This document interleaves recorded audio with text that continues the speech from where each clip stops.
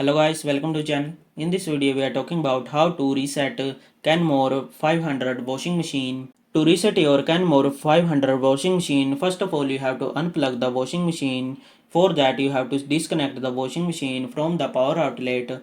After that you have to leave it unplugged for about 1 to 2 minutes and then you have to reconnect the washing machine to the power outlet. Then you have to open and close the lid 6 times within the 12 seconds to reset the machine's control. This should reset your Kenmore washing machine. And hopefully after resetting your Kenmore 500 washing machine will be working fine.